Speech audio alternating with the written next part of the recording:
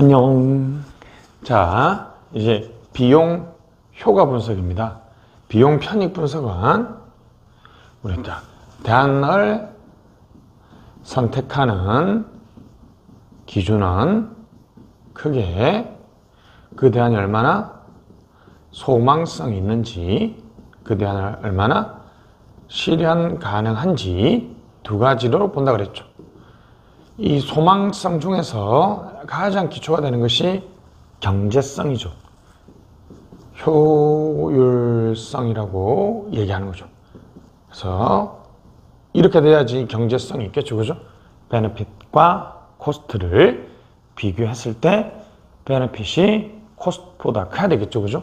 그래서 이것을 우리가 베네핏과 코스트를 분석한다 그래서 BC 분석이라고 그랬어요. 우리 지난 시간에 BC 분석을 얘기 쭉 했습니다. 엄청 중요합니다. 그죠? 이거 BC 분석. 베네핏과 코스트를 나눴는데, 베네핏을 신경 써야 될 것은 뭐다? 리얼한 거. 그죠? 도로로 인해서 사망자가 줄었다, 시간이 단축됐다는 것은 화폐적 가치가 아니지만 화폐로 환산할 수 있다면 일단 기본적으로 다 포함시키고요. 화폐로 환산하려고 노력해야 됩니다. 그러나 페큐니라는 거, 화폐적인 현상은 포함하면 안 돼요. 그죠? 우리 세금이라든지 이자라든지 인플레이션이라든지 이런 것들은 화폐적인 현상이죠. 땅값이 올라갔다, 지역 경제가 활성화되었다는 것은 화폐적인 현상입니다. 포함하면 안 됩니다. 됐습니다. 그리고 이제 그 편익이 미래면 현재로 할인해 줘야죠. 할인율이 높아지면 공공사업을 안 좋게 보죠. 할인율이 낮아지면 공공사업을 좋게 본다는 거죠. 그래서 이제 선택할 때는 순현재 가치가 0보다 커야 되고, BC 레이쇼는 1보다 커야 되고, IRR은 크면 클수록 좋다는 거죠. 근데 역시 공공사업은 이 베네핏이 무형 또는 질적인 거, 그래서 화폐로 환산하기가 상당히 어려운 경우가 엄청 많습니다. 그죠? 예를 들면 F-35 전투기를 한 대 사는데 뭐 4조 원이 든다. 그 편익이 뭘까요? 국가의 안보라는 것은 엄청 중요한 편익인데 사실 그것을 우리가 정확하게 화폐로 환산하기는 사실 힘들죠. 그죠? 화폐 단위로 환산하기는 힘들다는 거죠. 됐습니다. 그래서 이런 경우에는 비용 효과 분석을 합니다. 여기는 이제 비용과 편익을 모두 화폐로 환산한다는 거죠. 여기는 편익을 화폐로 환산하기 어려운 거, 방금처럼 안보 뭐 이런 것들 어려운 경우에는 비용 효과 분석을 합니다. 아무래도 이제 안보라든지 이런 것들은 질적인 가치죠. 그럼 이제 여기는 이종사업도 비교해요. 왜? 화폐로 다 환산하기 때문에. 지난 시간에 얘기했죠. 도로와 공원 중에 어떤 사업을 해야 될까요? 성질이 다르기 때문에 비교하기가 힘든데, 그죠? 이거는 200억의 편익이 발생하고 여기는 250억의 편익이 발생한다 그러면 공원 윈 이렇게 해서 비교할 수 있죠. 그래 여기는 예를 들면 4조 원이나 들어서 전투기를 사는 사업하고 무상보육에 돈을 쓴다. 같은 4조 원을 무상보육에 돈을 쓴다고 얘기하는 것도 사실 정확하게 화폐 단위로 환산하기 힘들죠. 전투기를 사서 안보의 가치를 높이는 것도 화폐 단위로 환산하기 힘듭니다. 이 두 개 중에 또 누가 더 좋은지도 분석하기도 상당히 힘들죠. 그죠? 그런 측면에서 우리가 이종사업은 비교하기가 어렵습니다. 그죠? 됐습니다.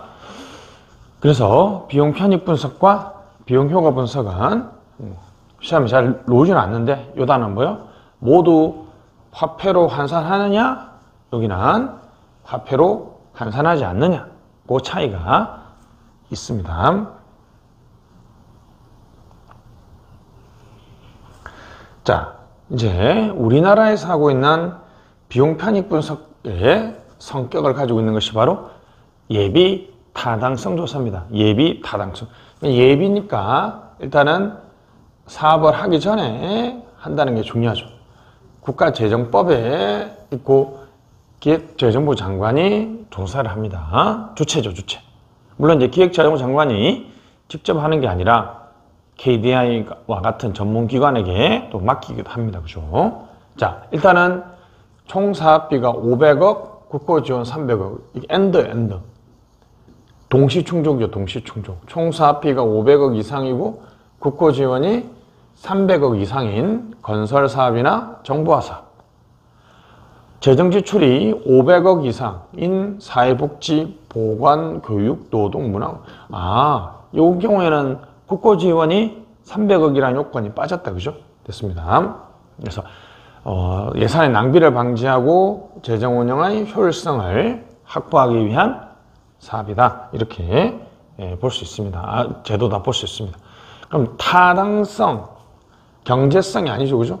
타당성 조사의 내용은 이렇게 4가지입니다. 예비 타당성 조사는 일단은 경제성 분석을 합니다. 이게 바로 BC 분석의 핵심 내용이죠. 그죠? 그러니까 경제성 분석은 BC 분석입니다. 뭐 수요 편익을 추정하고 뭐 민감도 분석 다 한다 그랬죠. 그 다음에 우리나라에서는 정책적 분석을 합니다. 그 사업이 정책 일관성이 있는지, 상위 계획과 연계성이 있는지, 위험 요소는 있는지. 자, 그 다음에 지역 균형 발전 분석을 합니다. 그 사업이 지역 낙후도의 개선이라든지 지역 경제의 파급 효과가 있는지. 그리고 이제 계층화 분석법이라고 해서 맨 마지막 단계에서 사업의 타당성을 종합 분석하는데 바로 위에 있는 3가지 중에서 대안을 서로 쌍대 비교를 해서 뭐가 더 우선순위가 높은지를 비교해 나가는 것을 우리가 계층화 분석법이라고 얘기합니다. 그래서 이제 다시 잠깐만요. 그러니까 우리나라에서 요 한마디만 하겠습니다. 우리나라에서 그러니까 예비 타당성 조사는 그죠? 잠깐만요. 이렇게 그려볼게요. 흔히 예타라 그러는데 예타는 BC 분석을 포함하고 플러스 알파죠. 그죠? 그러니까 우리나라 예비 타당성 조사는 BC 분석이다. 라고 맞아요. 그죠? 근데 BC 분석은 우리나라에서 예타, 이건 틀렸죠. 왜냐하면 예타는 경제성 분석에 정책적 분석, 지역 균형 발전 분석하고 AHP 분석을 포함하고 있기 때문에 우리나라의 예타는 비용 편익 분석보다 훨씬 넓은 개념이고요. 비용 편익 분석을 포함하고 더 넓은 개념이죠. 그죠? 그래서 예비 타당성 조사라고 얘기합니다.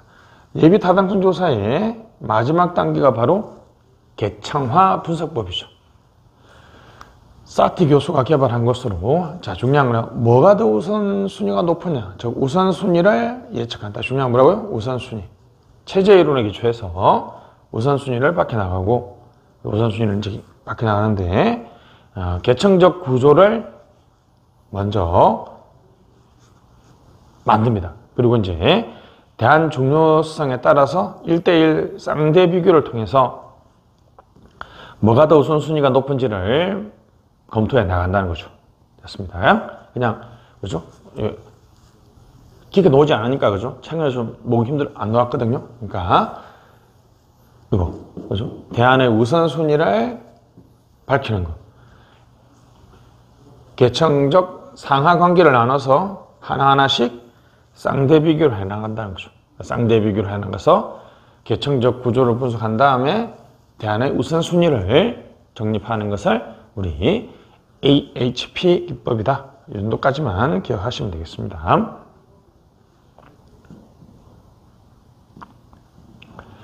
자, 최근에 이제 핫 이슈는 예타 면제입니다. 예타 면제. 이게 왜 이제 핫 이슈냐면 2019년도에 문재인 정부에서 과거 예비 타당성 조사에서 다 탈락한 사업들을 지역균형발전이라는 이유로 다시 예타를 면제시켜서 실시했고 지금 공사 중이죠. 그래서 메타 면제 조항에 포함되느냐, 예타의 면제에 새로운 조항을 추가함으로써 예타가 좀 무력화되었다, 이런 비판을 많이 받고 있습니다. 그래서 최근에 시험이 좀 놀만합니다. 그죠? 자, 예비 타당성을 조사를 왜 면제해 줄 것 같습니까? 상식적으로 생각하면 이거는 뭐 이런 거죠. 경제성이 없더라도 진짜 필요한 것들, 그죠? 한번 봅시다. 교정시설, 이런 거 없으면 안 되잖아요. 그죠? 교정시설은 사실 솔직히 말하면 편익이 없잖아요. 사실 책정하기 힘들지. 사실 뭐 있긴 있죠. 뭐 그죠? 교화가 진짜 뭐 있을까. 그죠? 그 다음에 초중 고등 신설, 학교는 사실은 학생들만 배출하지 그것을 경제적으로 환산하기 상당히 힘들죠. 공공청사나 교정시설이나 이런 교육시설은 국가 사회의 근본적인 존립에 관련된 것들이기 때문에 당연히 이건 면제해 줘야 되겠죠. 문화재보건은 청계천, 죄송합니다. 남대문 보건은 사실 복원해봤자 돈도 안 되잖아요. 그죠? 근데 우리 국가의 어떤 정통성과 관련되어 있기 때문에 당연히 해줘야 되겠죠. 국가안보나 보안, 당연하죠. 남북교류, 이런 것도 사실 편익을 책정하기 힘들죠. 그죠? 도로 유지 보수, 노상수도 개량, 이런 것들은 당연히 해줘야 되겠죠. 그죠? 재난복구, 이거는 당연한 거 아니겠어요. 그죠? 쉽게 말하면 지금 예타는 경제성이 없더라도 해줘야 될 사업들, 나머지는 읽어보면 다 이해됩니다. 그죠? 재난 예방을 위한 거. 법에 그냥 하라고 해버린 것은 예타가 안 된다고 해서 안 할 수가 없잖아요. 그죠? 자, 그 다음에 출연 보조기간, 우리가 이제 9항까지는 별로 중요하지 않고요. 자, 요게 이제 10항이 아주 중요합니다. 아직 미기출인데 시험에 놓을 수 있어요. 꼭 여러분들이 한번 정리하시면 되겠습니다. 자, 봅시다. 지역균형발전, 긴급한 경제, 사회적 상황에 대응 등을 위하여 국가 정책적으로 추진이 필요한 사업, 종전에 경제성 부족으로 예타 통과하지 못한 사업은, 봐봐요. 예타를 통과하지 못한 사업은 뭐 여건이 변동되었거나, 그죠? 재기획한 경우를 한정하지만 하여튼 못한 사업, 그죠? 가로 안은 우리 다 넘어갑시다. 다음 항목의 요건을 갖춘 경우에는, 그렇죠? 예타 면제 사업에 넣어준다는 거죠. 사업 목적 및 규모, 추진 방안 등 구체적인 사업 계획이 수립된 경우, 국가 정책적으로 추진이 필요하여 국무회의 의결을 거쳐서 확정된 경우. 됐습니다. 그러니까 국가 정책적으로 추진한 사업인데 그 중에 어떤 사업도 포함돼요? 과거 예타에 통과되지 못한 사업도 포함된다는 거죠. 다시, 과거 예타에 통과되지 못한 사업도 국가 정책적으로 추진이 필요한 사업인 경우, 그 경우에는 이런 것들을 갖추고 있으면, 됐습니다. 예타가 면제된다는 거죠. 좀 심하죠, 그죠? 예타가 경제성 부족으로 통과 못 됐는데 갑자기 국가 정책적으로 어떤 사업을 하려고 하니까 통과되지 못했던 사업이 예타 면제를 받는다. 뭐 이런 식의 얘기니까 조금, 그죠? 너무 정치 논리가 많이 개입할 수 있다는 측면이 있습니다. 그죠? 자, 이제 예타와 관련된 마지막, 근데 좀 뭐 중요한 건 아닌데, 그죠? 그냥 우리가 이제 타당성 조사는, 여기 산이 있다 그랬죠. 산이 화강암으로 구성된 산이라서 이렇게 도로를 건설하려면 터널을 뚫어야 되는데, 여기서 이제 그러면 두 가지 문제가 제기되겠죠. 그죠? 이 화강암으로 만든 이 단단한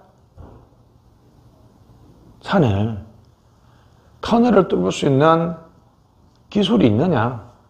이 문제와 터널을 뚫었는데, 속된 말로 하면 터널을 뚫었는데 천억을 썼는데 차들이 안 다녀서 요금을 징수 못하거나 너무 비싸서 차들이 저쪽으로 달리면 돈이 해소가 안 되잖아요.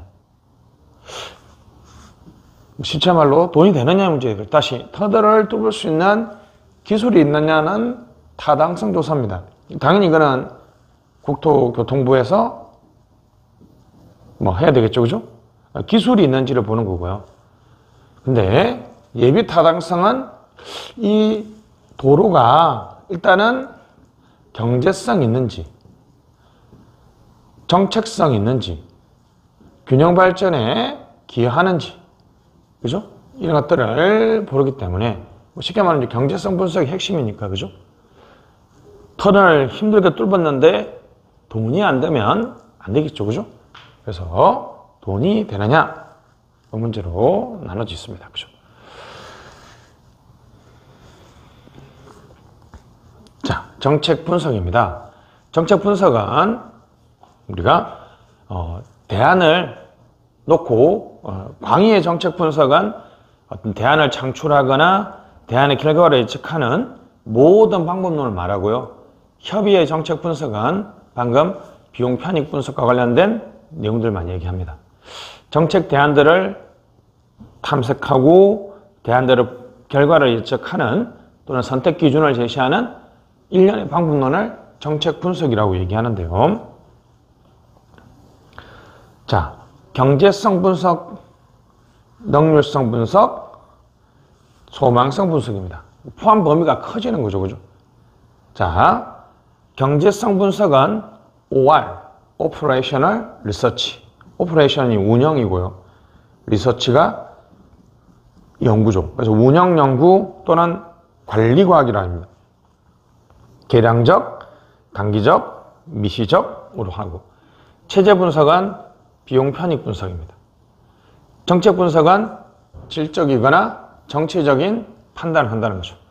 다시 당위성, 능률성, 경제성 됐습니다.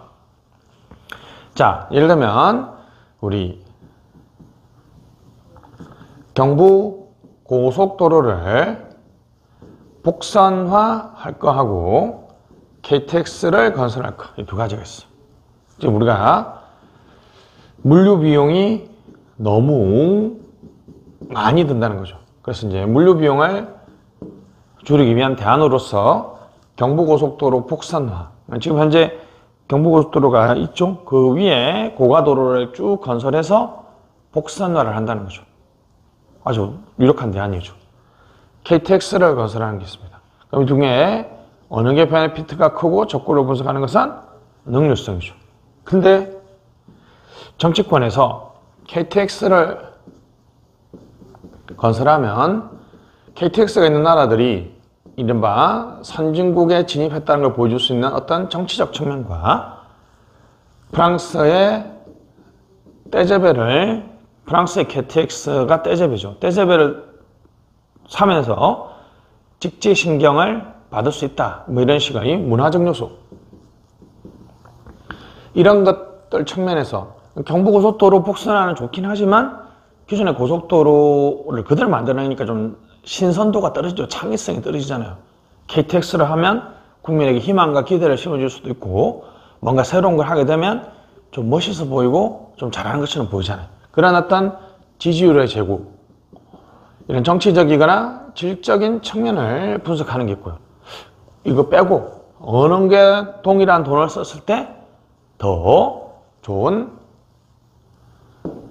최소 비용의 최대 편익을 달성할 수 있느냐. 이것은 체제 분석이고. 자, 만약에 우리가 이제 KTX를 건설하고 했으면 여기서부터 여기까지 KTX를 건설하는데 공사 시기라든지 인력이라든지 장비라든지 이런 것들을 월요일부터 화요일 여기서 월별로 어떻게 공사를 하는 게 더 좋은지 이제 KTX를 건설한다는 전제하에서 얘기하는 거니까 계량적이고 단기적이고 미시적이다. 됐습니다. 뭐 그렇게 우리 정책 분석은 이렇게 경제성 차원, 능률성 차원, 소망성 차원으로 나눌 수 있다는 거죠. 자, 과거에 이제 연구했던 운영 연구, 관리과학에 다양한 내용들이 있습니다. 요즘에는 거의 시험에 안 나오니까 그냥 막 개념만 잡으시면 되겠습니다. 대기 행렬 이론입니다. 딱 느낌 있죠? 얼마나 사람이 대기하는 거, 대기 시간을 늘려야 되겠어요? 줄여야 되겠어요? 대기 시간을 줄이기 위해서, 그죠? 대기 시간을, 기다리는 시간을, 그죠? 줄이기 위해서 어떻게 대기 인력을 투자해야 되는지를 연구하는 거고, 게임 시오리, 그죠? 제로섬, 영합 게임이죠.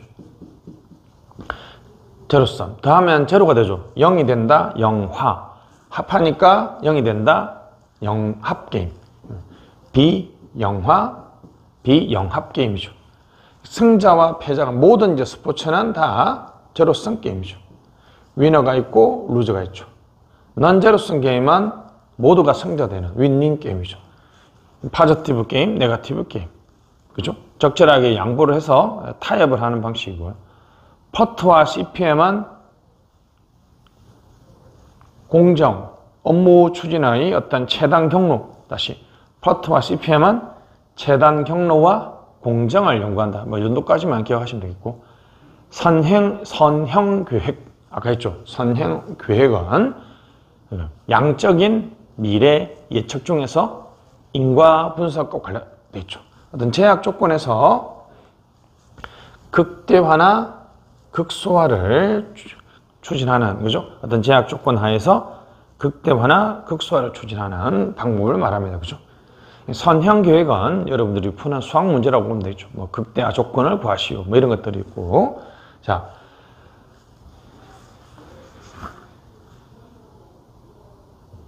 목적 계획법은 상충되는 복수 목표 중에서 그들의 관계를 분석해서 우리 제약 조건 하에서 뭘 더 우선해야 되는지 우선순위를 연구합니다. 목적 계획법은 우선순위를, 상충되는 목표를 고려해서 우선순위를 연구하는 것을 말하고, 선형 계획은 제약 조건 하에서 극대화, 극소화를 연구하는 거죠. 핵심 단어 정도만 보시면 됩니다. 시험 잘 안 나오죠. 자, 우리 이제 지금까지 했던 것이 합리적 결정인데요. 합리적 결정, 최선의 정책 수단 선택 논리가 있는데, 그러한 합리적 결정의 한계 또는 제약 조건은 뭘까? 이제 한 번만 읽어보겠는데요. 뭐 이걸 암기하는 건 아니죠, 그죠? 그냥 이런 거는 감각적으로 푸는 거죠, 그죠? 그죠? 의사전달 체계가 잘못됐다. 의사전달 체계는 사람의 문제가 아니니까 구조적 문제겠죠, 그죠? 사람이 너무 권위적이다. 이거는 사람의 문제죠.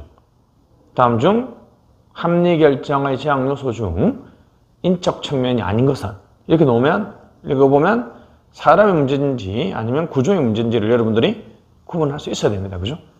갑시다. 구조의 문제. 뭐 정보 자료 부족하다는 것은 사람의 문제가 아니죠. 그죠? 직관적인 조직 구조. 이건 사람의 문제가 아니죠. 개선 참모의 갈등, 기관의 역할 부족. 이런데 당연히 사람의 문제가 아니고, 기구가 없다는 것도 사람의 문제가 아니죠. 결정 과정이 폐쇄적이다. 사실 이것도 사람의 문제는 아니죠. 그죠? 됐습니다. 부서 알가주의, 관료제 역기능. 선례나 SOP대로 한다. 뭐 이것도 사람의 문제가 아니라 우리 결정 과정이 너무 선례 위주고 답습적이다. 이렇게 볼 수 있겠죠. 그죠?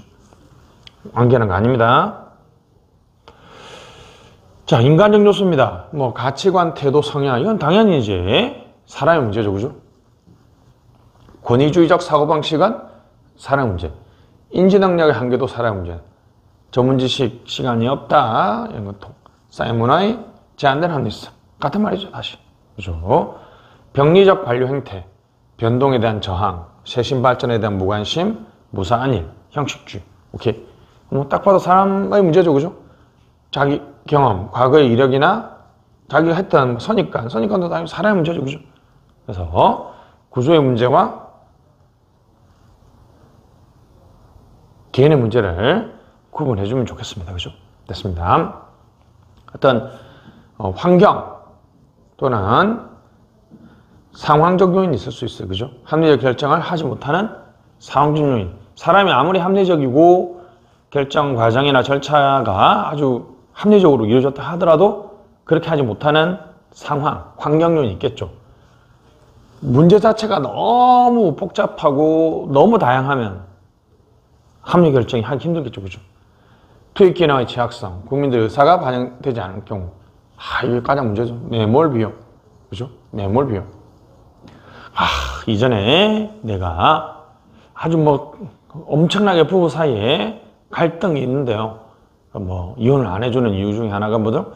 누구 좋으라고 이혼을 해주냐? 내 인생이 어떻게 되냐? 이런 식의 매몰 비용적 관점에서 바라보는 것보다는 매몰 비용은 이미 썼기 때문에 해소할 수 없는 비용이죠. 썬크, 매몰됐다는 거죠. 잠겼죠. 지나간 일은 돌아오지 않으니까 지나간 일을 왜 자꾸 스트레스 받으세요? 지나간 일은 여러분을 괴롭히는 거죠. 그죠? 아무리 지나간 일 고민하고 아무리 후회하고 아무리 스트레스 받아도 여러분만 피곤하죠. 그게 바뀌지 않잖아요, 사실. 그죠? 썬크 코스트. 그래서 이미 투입된, 그래서 해소할 수 없는, 그죠? 해소 불가능한 요소를 고려하지 말아야 되는데 이걸 자꾸 고려하면서 합리적인 결정을 하지 못합니다. 사회 문화적인 거, 행정문화, 이익집단, 정치적 반대 이런 것들은 딱 봐도 상황적 요인이 되겠죠. 최근에 강조되는 것은 위기입니다. 위기. 위기, 세월호, 메르스 이런 위기 상황에서는 좀 고도의 불확실성과 시간적 압박이 있는 경우에는 의사결정자가 아무리 합리적이라도 합리적 결정이 제약된다는 것이고, 위기 상황에서는 합리적 결정은 제약되며, 그죠? 제약적이며 소수 집권적 결정, 부처들이 각자 정책에 대한 대응을 함으로써 조직 확대를 시도하는 그런 관료정치라고 합니다. 관료정치. 그 다음에 병리적 현상, 적응적 대응이라든지 전략적 모호성. 위기 상황에서 내가 잘 모르니까 NCND. Non-confirm, non-deny. confirm. 확인해 주는 거죠. deny. 부정하는 거죠. 긍정도 부정도 하지 않는 거죠. 전략적 모호성이라고 하는데 이런 행태들은 위기라는 상황 때문에 등장한다는 거죠.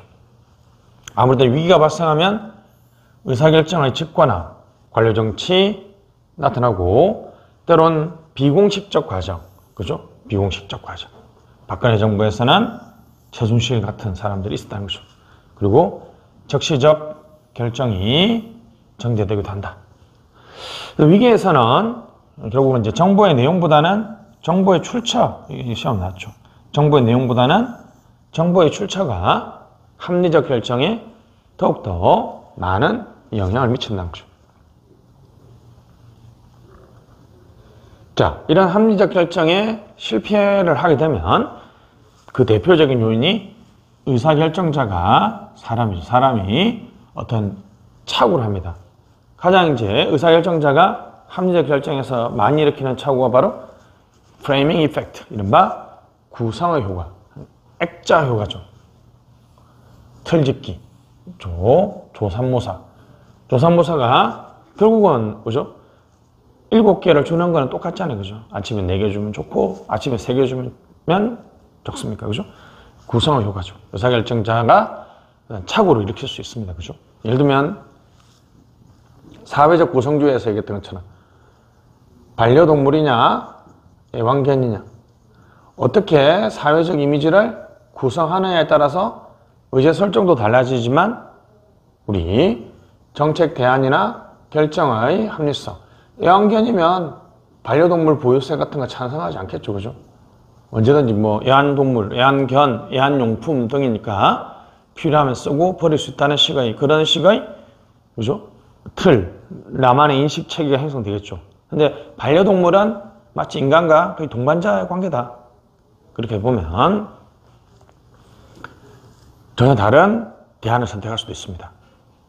프레이밍 이펙트, 프레이밍, 틀, 액자, 구성의 효과고, 지나친 단순화, 복잡한 문제를 되게 단순하게 보는 공부, 뭐 쉽게 얘기할 수 있죠. 기준 배합의 왜곡, 그죠? 사익이나 정치적 고려가 과도하게 되는 경우, 뭐 이런 경우 많이 있죠, 사실. 뭐 내 지역이나 내 선배, 내 고향이기 때문에 내가 좀 잘해줘야지, 뭐 이런 것들, 그죠? 무지로 인한 실책, 더 이상 말할 필요 없네요. 적시성 상실, 실패에 대한 집착, 이 집념의 확대라고 얘기합니다, 그죠? 집착, 집념의 확대, 집착이죠, 집착. 인지 편향, 인지 부조화 등을 말합니다, 그죠? 인지 강화는 자신에게 유리한 정보만을 계속 수집하는 걸 말하고요. 인지 부조화는 내가 믿고 있는 것과 내가 하는 것이 일치하지 않을 때, 그죠? 자, 금연이 좋다. 반대로 얘기하면 흡연은 몸에 해롭죠. 근데 지금 여러분이 흡연하고 있어요. 어떤 상황이에요? 인지 부조화 상황이죠.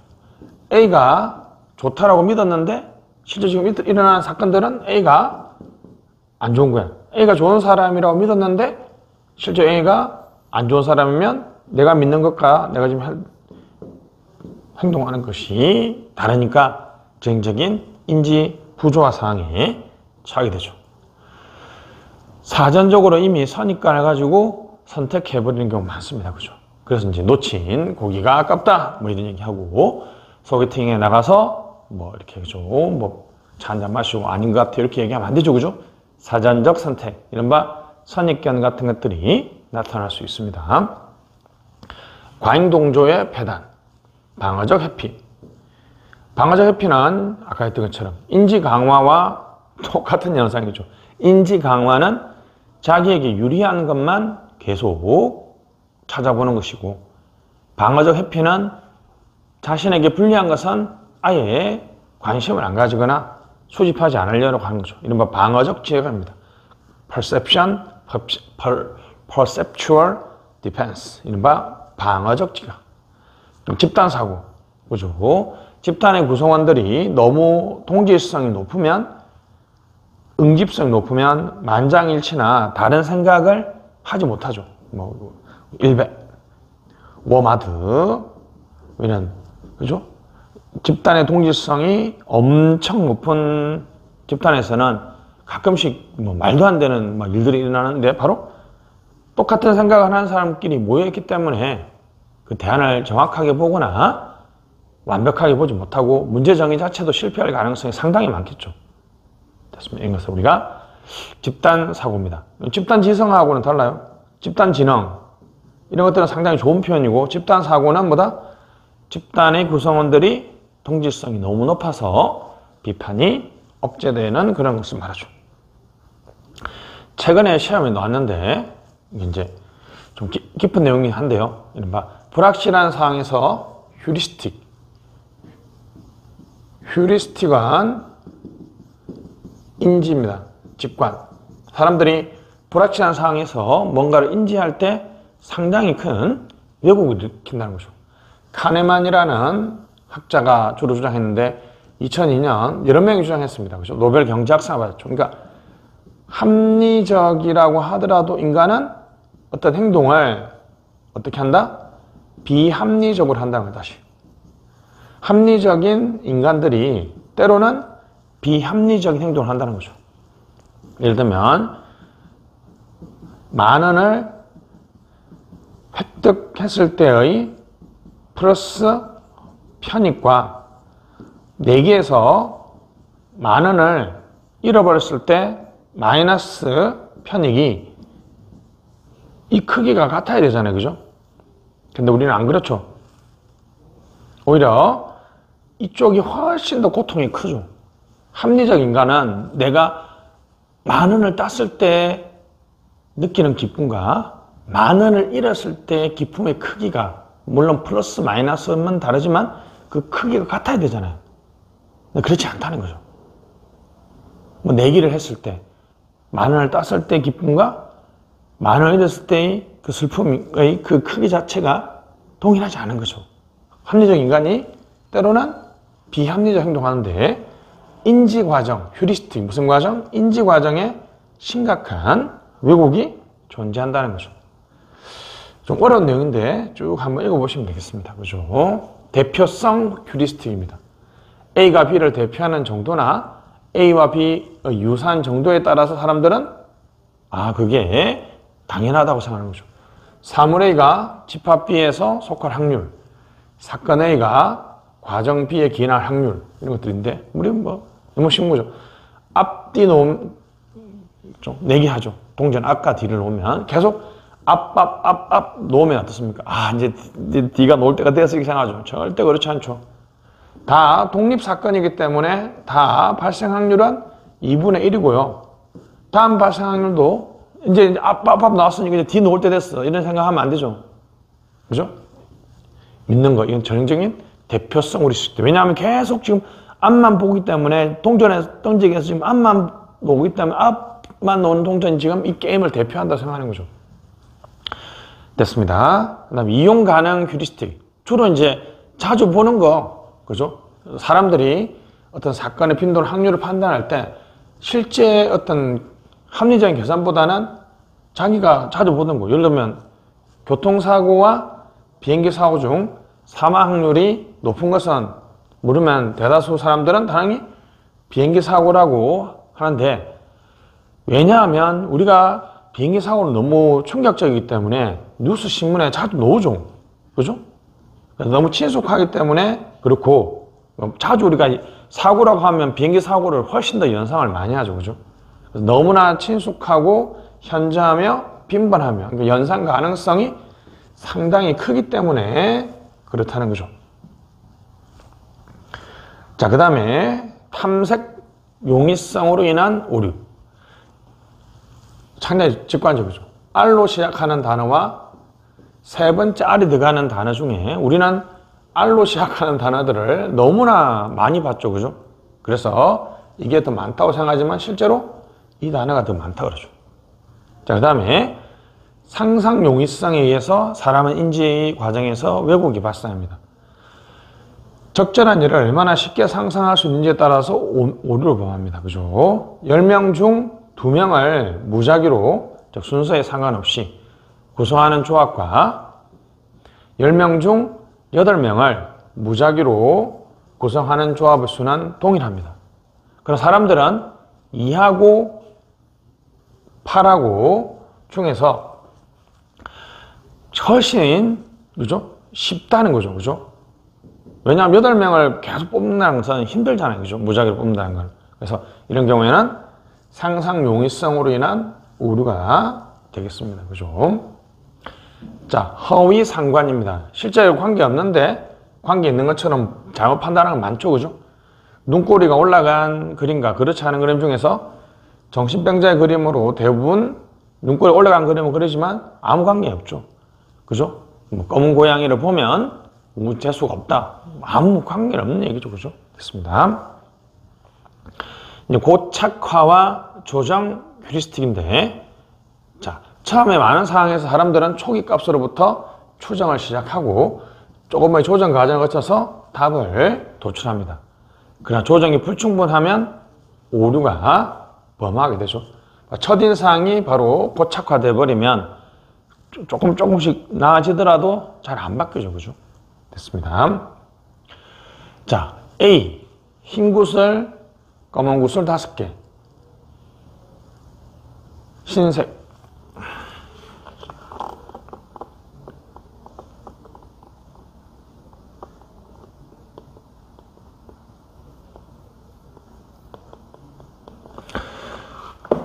B 경우 흰색 구슬은 9개가 있고요. 검은 구슬은 1개가 있습니다. 연속으로 7번째 자꾸 그러겠죠? 흰색 구슬을 꺼내는 경우 꺼낸 구슬 다시 넣습니다. 자, 흰색 구슬 1개와 검은색 구슬 9개가 있을 때 7번째까지 구슬을 꺼냈을 때께 적어도 한 번은 흰색 구슬이 놓을 확률. 다시 이제 꺼낸 구슬은 항아리에 넣습니다. 이 세 가지 경우 중에 어디가 가장 확률이 높을까요? 사람들은 당연히 B죠. 왜냐하면 검은색 구슬이 9개 있으니까 아무래도 계속 뽑힐 확률이 높다고 생각하잖아요. 이건 이제 오류죠. 자, 뭐 계산이 나와 있는데 A 경우에는 단순 사건, B 경우는 연결 사건 48%입니다. C 경우는 단절 사건인데 그래서 쭉쭉 해서 결과 보면 52%죠.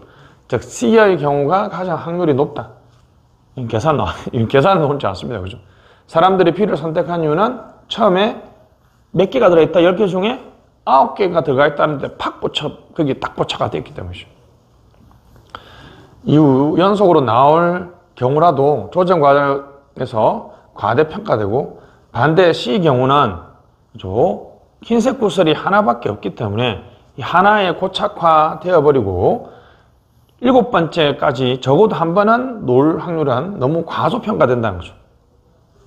됐습니다. 예를 들어 봅시다.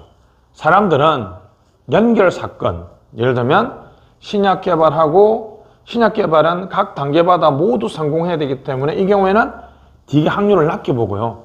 단절 사건, 원자력 발전소의 각 공정의 실패 확률은 모두 낮지만 만약 한 공정에서 실패하면 전체가 실패할 확률이 엄청 높죠. 이 경우에는 과소평가입니다. 됐습니다. 그래서 다시 연결 사건은 과대평가요. 연결 사건은 과대평가하고 우리 단절 사건은 과소평가입니다. 그죠? 이 5단계에 각 단계 성공 확률이 2분인 경우 연속하여 모든 단계에 성공해야 신약개발 성공이기 때문에 과대평가하지만 다시 만약 요 연결 사건이 5단계다. 신약개발 각 단계의 성공 확률이 2분의 1이면 연속하여 모두 5단계 모두 성공해야 하기 때문에 성공 확률은 상당히 과대평가하지만 단절 사건의 경우에는 개별 단계의 실패 확률이 2분의 1인 경우에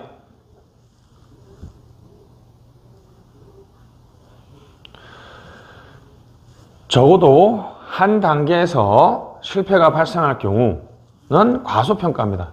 일반적으로 위험시설에 대해 사람들은 위험을 과소평가죠. 왜냐하면 단절 사건은 각 공정의 개별적인 실패 확률이 2분의 1인 경우에도 적어도 한 단계에서 그죠? 이렇게 5단계 중에 한 곳에서만 발생하기는 좀 그렇지 않나? 뭐 이런 식의 과소평가합니다. 그죠? 연결 사건은 주로 과대평가합니다. 과대평가하고 단절 사건 이거 아직 시험 나오지 않았는데 그냥 한번 참고 삼아 한번 읽어보시면 좋을 것 같아요. 됐습니다. 자, 이번 강의 여기까지 하고요. 이제 다음 강의에서는 정책 결정 모형을 공부하도록 하겠습니다. 수고하셨습니다. 안녕.